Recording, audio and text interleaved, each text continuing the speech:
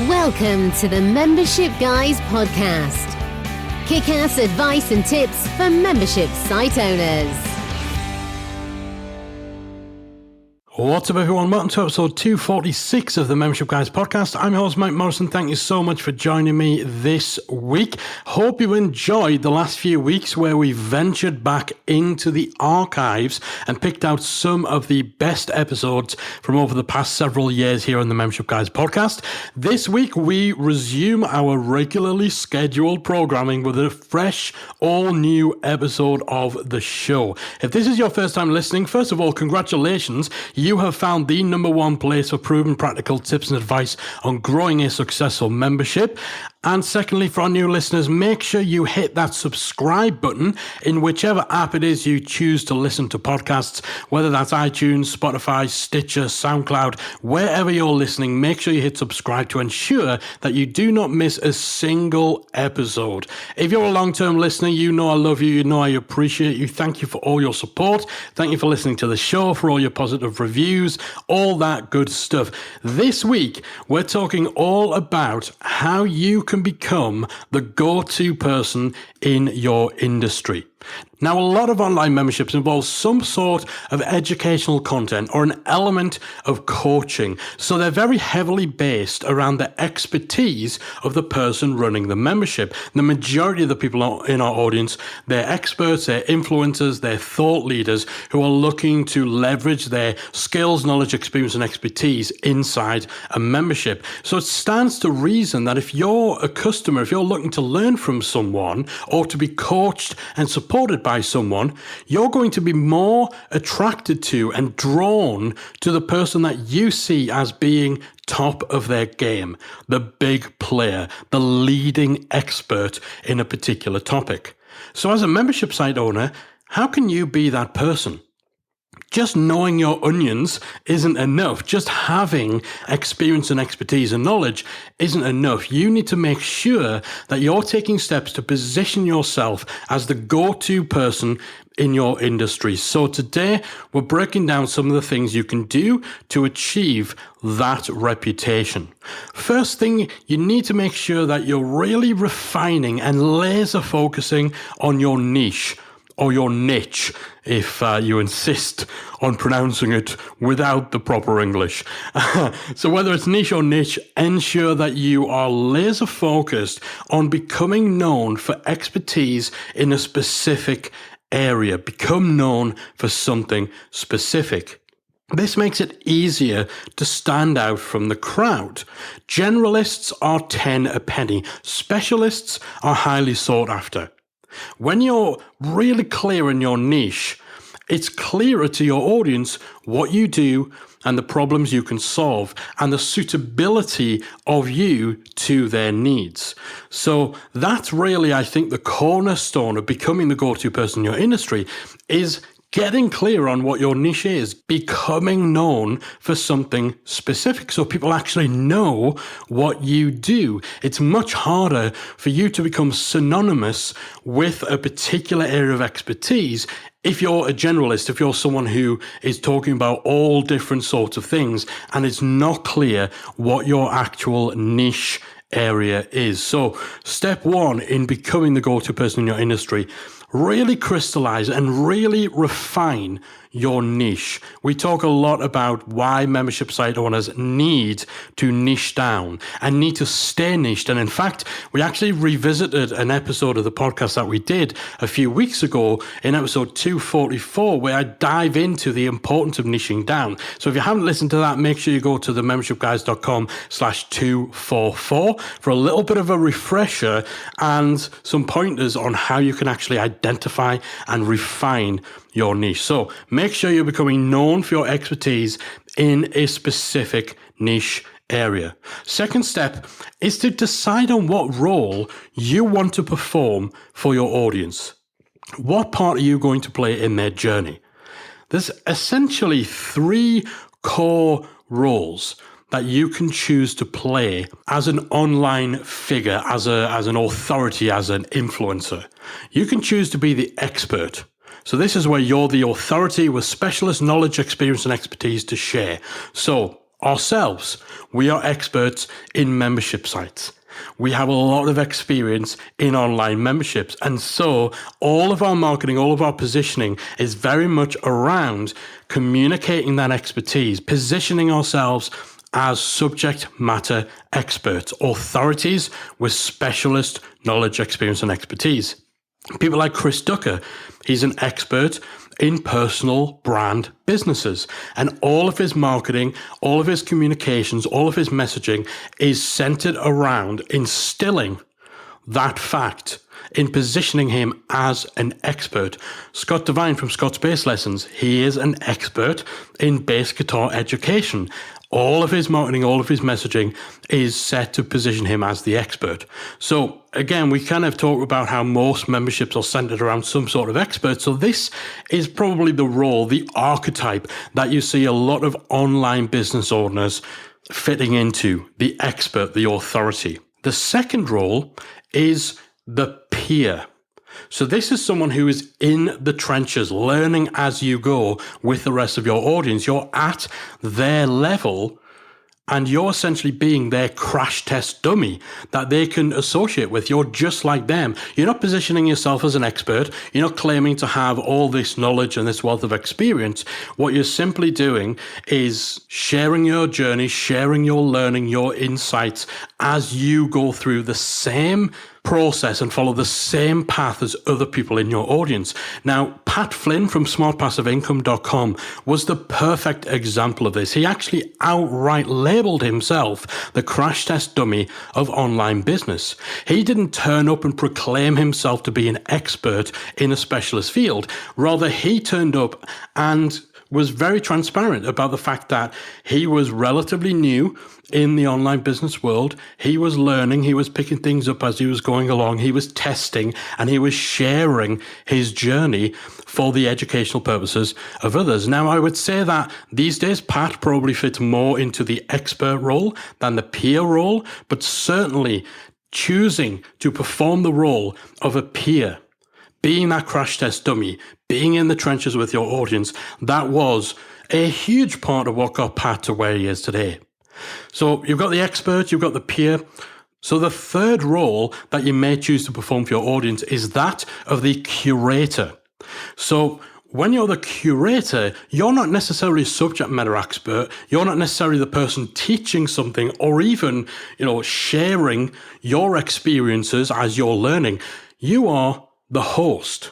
You are the person who goes out there, puts in the legwork to do research, to pull together resources, to bring in experts who can teach, to assemble an audience and bring together like-minded people who want to learn.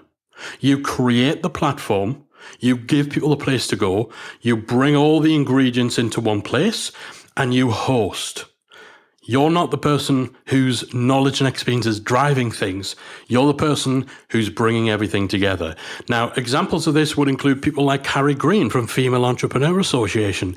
Again, that's a membership that isn't centered around any specific knowledge, experience, or expertise that Carrie has, and is very much more about her tapping in to the expertise of a wide range of different people and providing a platform for people to learn, for people to come together to support each other on the community side of things too. Jamie Masters from Eventual Millionaire, another fantastic example of this. Jamie doesn't position herself as an expert in a particular topic. She's not in position herself as the peer who's going along a journey at the same pace as their audience. She is the curator. She is a host who brings the voices that you want to hear from, who brings the expertise to the table and provides a platform for you to actually tap into that as part of your journey, as part of your learning. So, of those three roles, decide which one you want to perform for your audience. Are you the expert, the authority with specialist knowledge? Are you the peer who's in the trenches with your audience? Or are you the curator, the host who brings everything together? Deciding what role you perform in your audience, getting clear on that. Again, it's a fundamental piece of the puzzle if you want to position yourself as the go-to name in your industry. Third big thing you need to do is get clear on your message and your mission. You'll see a theme evolving here as we talk about the fundamentals, about clarity. And that clarity is so important, because if you're not clear on what your niche is, on what your role is, what your message and your mission are, then how are your audience supposed to know that you are the right person to help them? So getting clear on your message and your mission ties in with refining your niche, ties in with clarifying your role. It's all about getting that clarity, about putting that big sign over your head that makes it crystal clear who you are, who you serve, and how you serve them.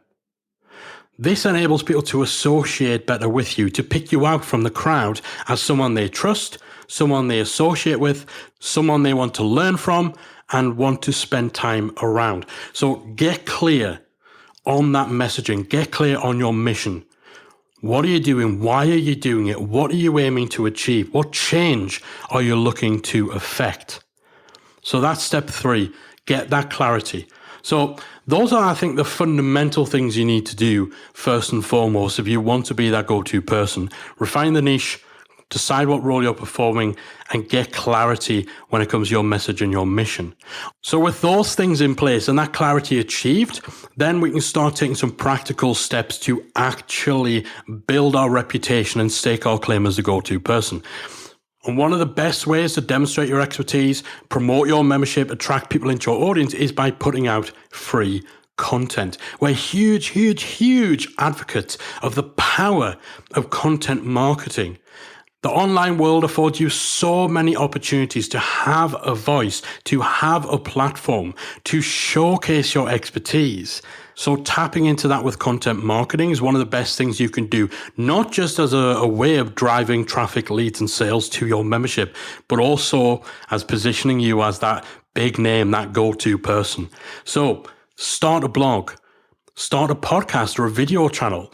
You know, a lot of people are blogging, fewer people are podcasting, fewer people are doing video. And actually podcast and video is a better way, a more effective way of making your voice heard, of forming those connections with your audience, with your listeners, with your viewers, that can be a little bit harder to achieve with the written word. A lot of people who join the academy, a lot of people I meet at events, they refer to the podcast as being one of the main ways in which they connected with us. The main difference maker in terms of them essentially deciding that, you know, this is someone I can trust. This is someone whose approach and mindset is the one that I like. This is someone who is kind of in line with my own worldview, my own way of doing things. Now, that's because you guys can hear my voice. You guys can hear the tone that I use. You guys can hear when I'm joking. You can hear when I'm serious. You can hear when I'm ranting, and you can associate with that. And you might like it. You might not like it, but you'll certainly get a clearer picture and a stronger sense of how that relationship could go if you were to join our membership and be part of our world and exposed to the courses we have and the other material and stuff that we have. So again, things like podcasting, things like video are a real good way of forging those connections, and those connections are a huge part of what we're trying to do here, of becoming that trusted name in your industry. So put out free content, tap into content marketing. By far one of the best ways of demonstrating your expertise, building trust, nurturing those relationships, and obviously growing your audience as well.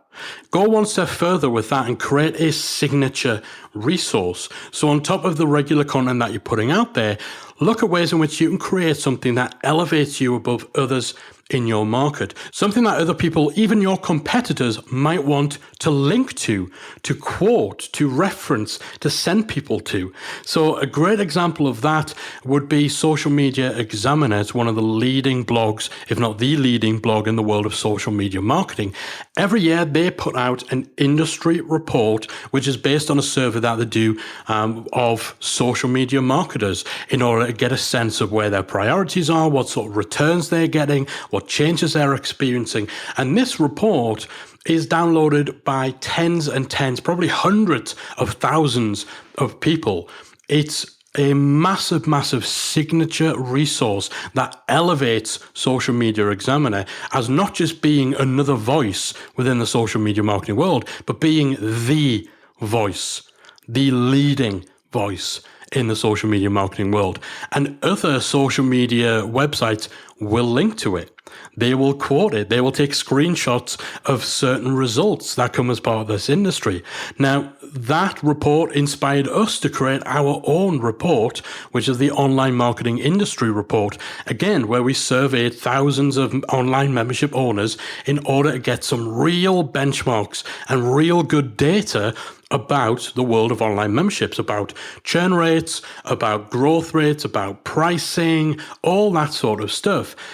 And actually, that industry report that Social Media Examiner did influenced us to create our own industry report. So our own signature resource that we've been able to send out to all sorts of different companies in the online membership space. And those guys are linking to us. Those guys are quoting statistics. They're citing stuff. They're referencing this report. They'd be far less likely to do that sort of stuff if we just sent them our latest podcast episode. But by creating that signature resource, we've been able to, again, elevate our voice above others in the market. And this industry report, again, is similar to Social Media Examiner. It's based on a survey of thousands of membership site owners. And it's really the first report of its kind that gives us benchmarks and real solid data to go on from the online membership world on things like churn rates, on things like pricing, on things like growth, on things like revenue that people are making, the type of content they got in the membership, all of this sort of stuff. Again, it's just going that one step further. Content marketing, the stuff we put out week to week, is fantastic. But things like the Online Membership Industry Report just elevates you that bit more, just adds to that authority. And again, is a big, big part of helping us and helping companies like Social Media Examiner to stand out as the big players in their industry. And by the way, if you want to download that report, if you head over to membershipbenchmarks.com, and that's membershipbenchmarks.com. You can download the report for free. You don't even need to put your email address in. We want to get this report in as many people's hands as possible.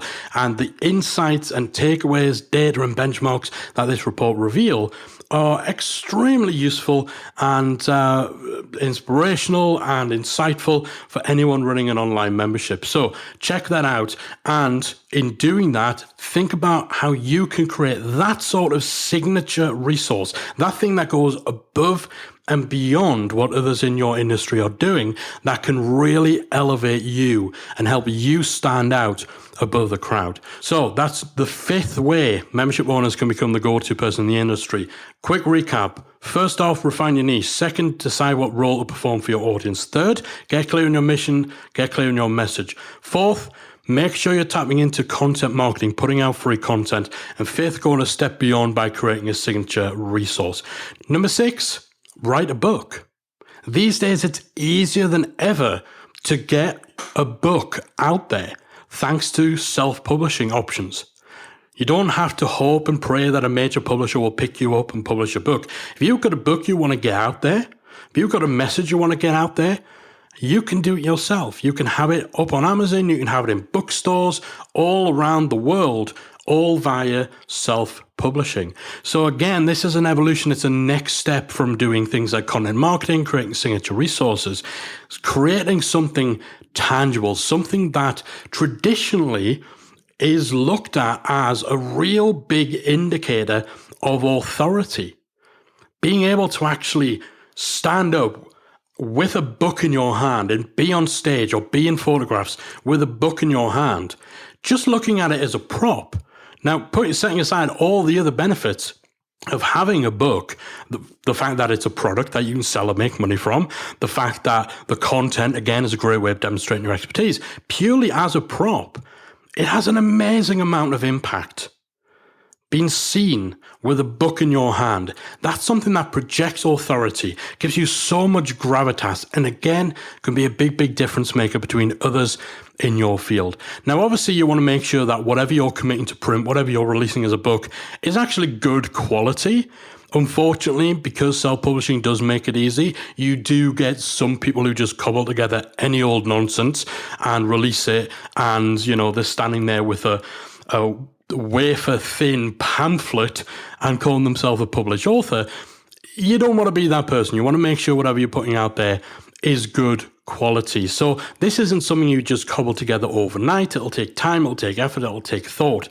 But even then, you can get a little bit of a head start by repurposing existing content into a quality book. In fact, we've done that with our 2 books. Member Machine, which was the first book myself and Callie released, that started life as a 30-day free challenge that we did back in 2015 as part of the launch of Membership Academy. We updated it, we expanded on it, we added to it, and we turned it into a book. Last year, we released our second book, Behind the Membership. That was derived from the podcast series of the same name. We still put a lot of extra work into both books, but by leveraging existing content, we were able to speed the process up a little bit. So writing a book, becoming a published author, is a huge way of stamping your authority on an industry.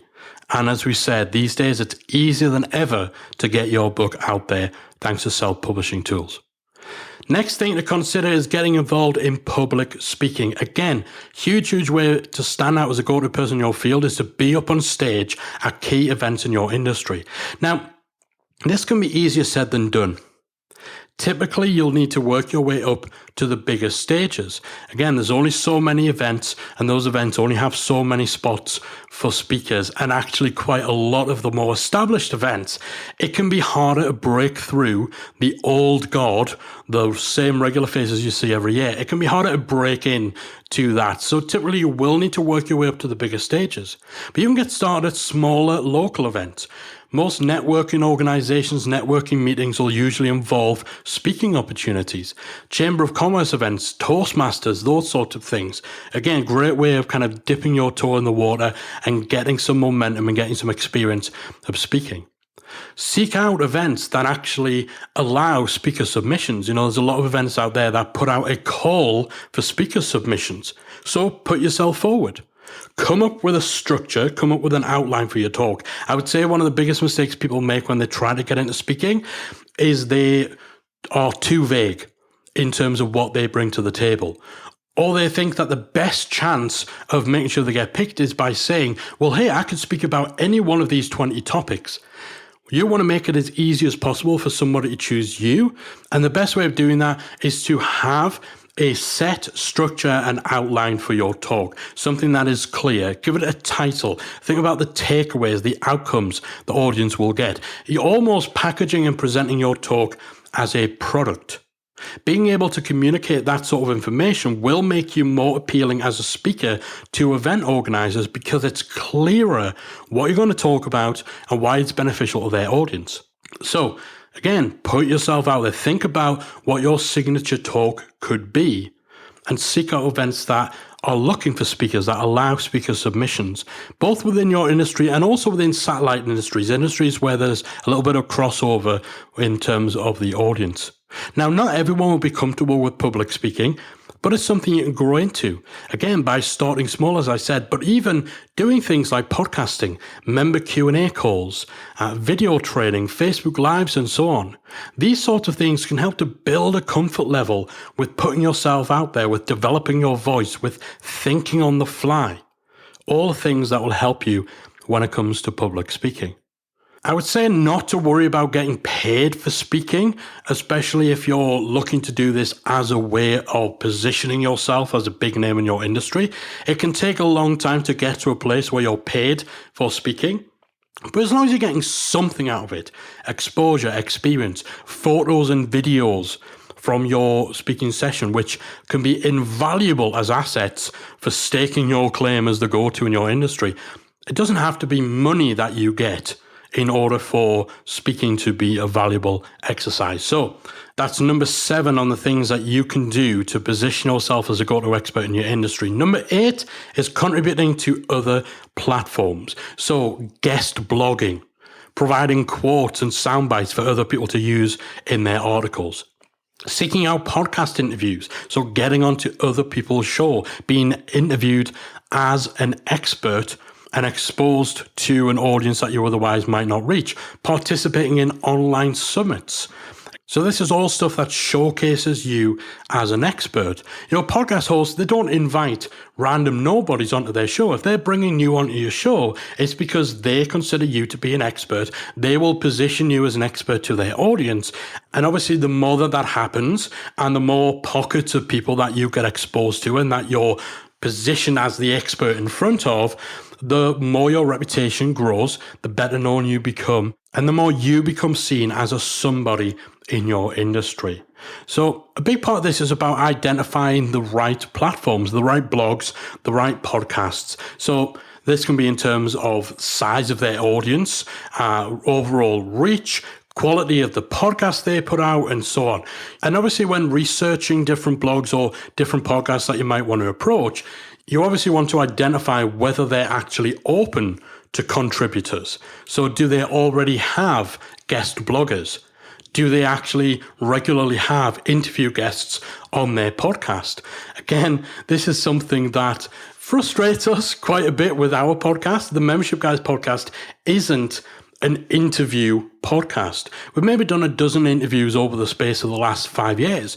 It's not a show where we have guests on every week. And yet we're constantly getting bombarded with people asking to come on the show as an interviewee. So those people are barking up the wrong tree because they haven't actually paid attention to whether our platform is actually going to be right for them. Same with the blog. We get at least half a dozen emails per week from people wanting to contribute guest blogs on the membershipguys.com.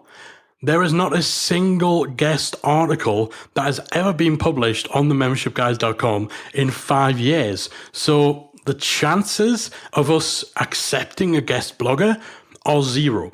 So you want to make sure this is stuff that you're checking before you make your approach to blogs, to be a guest, to content creators, even just for providing quotes and sound bites. Again, quotes and sound bites is the sort of thing where you can kind of just reach out, have that conversation, let people know a little bit about you, about your expertise and this, that, and the other, and just let them know.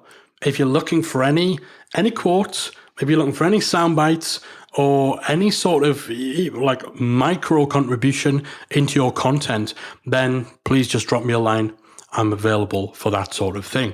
And when you reach out to these blogs, to these podcast hosts, to these video producers, it's really, really all about being clear about what you can offer to their audience. Again, like we said about public speaking, having that clarity, making it easier for the content creator to fully understand why they might utilize you, how you can actually provide a benefit to them, to their content strategy, and to stoke specific ideas about opportunities that there might be for you to contribute to their platform. You might also think about contributing to other memberships. Again, this is something that might be a little counterintuitive to you, especially if you're looking at other memberships within your market, within your field. The idea of collaborating in that way might go against your overall approach to dealing with competition. But, the good thing about contributing to other memberships, first and foremost, you've got that commonality of being a membership owner. And so they're more likely to be open to featuring you as a guest expert.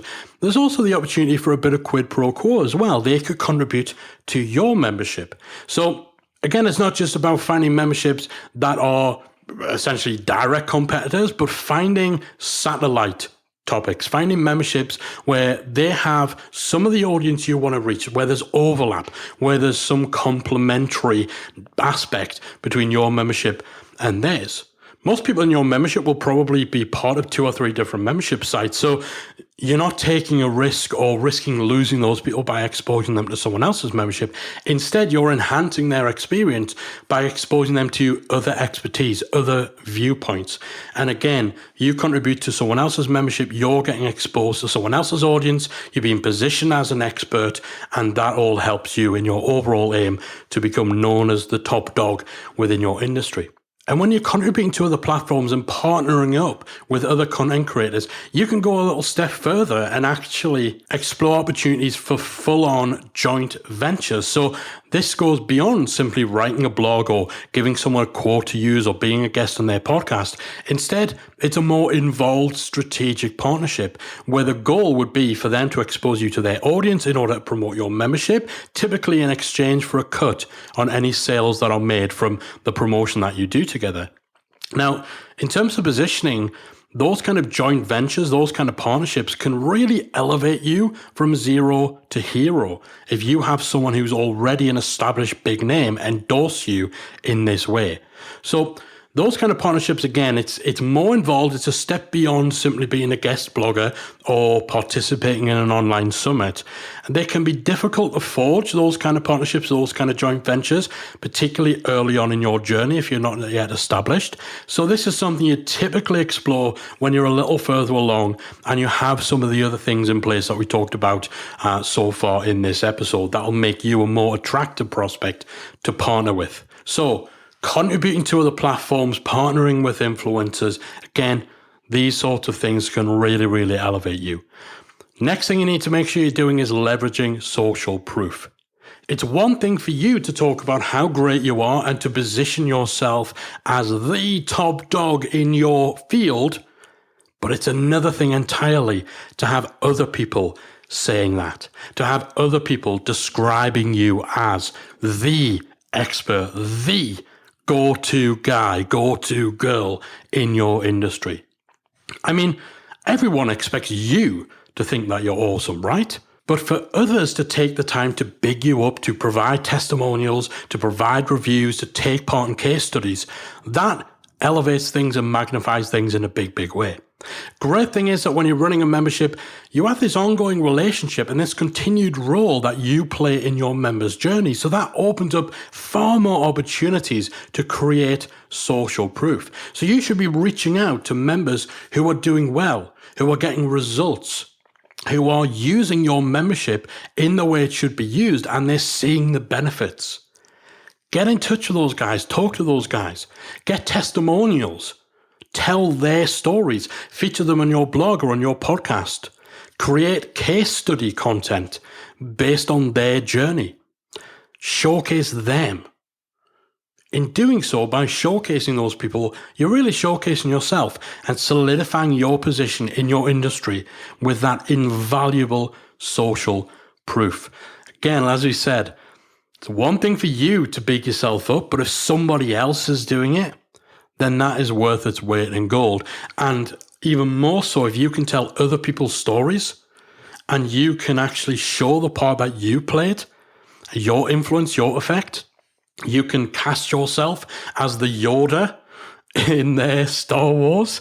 Then that has so many benefits and it'll pay dividends for positioning yourself as a key figure in your field. And finally, if you want to be the go-to person in your market, you need to sell something. My friend Chris Ducker says this all the time. You need to be seen to sell.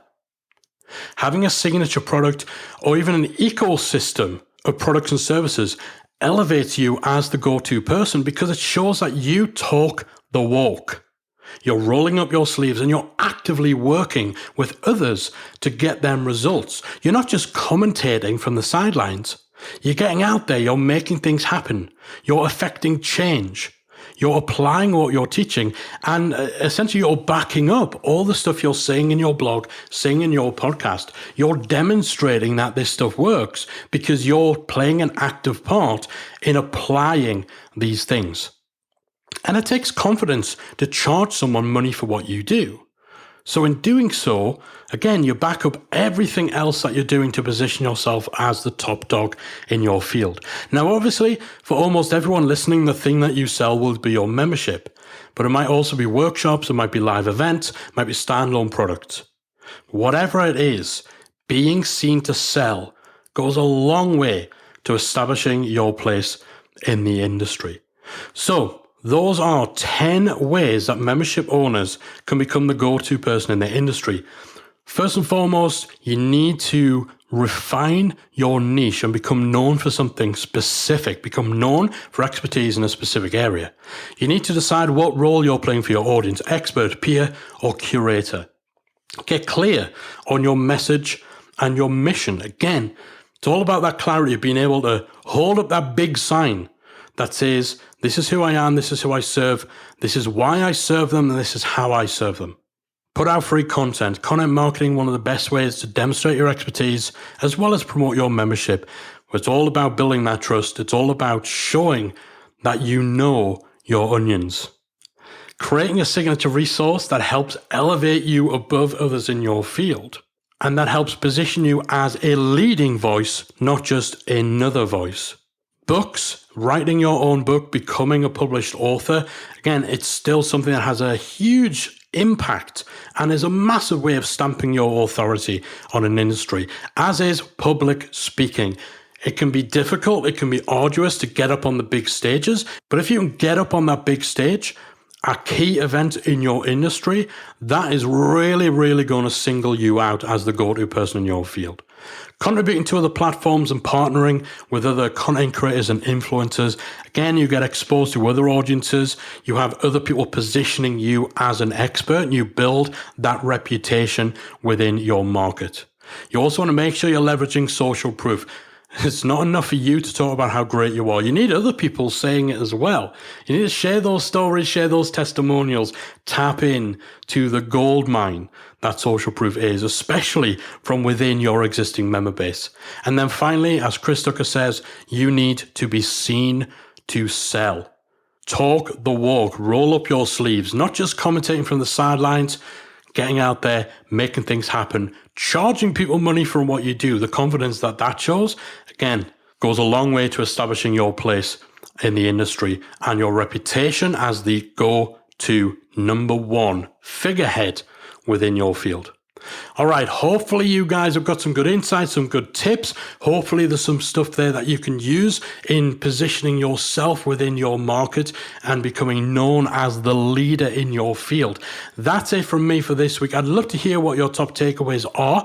If you are inside our free Facebook group, let me know in there. If not, head over to talkmemberships.com. So just type talkmemberships.com into your browser. That'll redirect you to our free Facebook group. We've got about 14,000 membership site owners in there, and we'll be chatting a little more about this subject.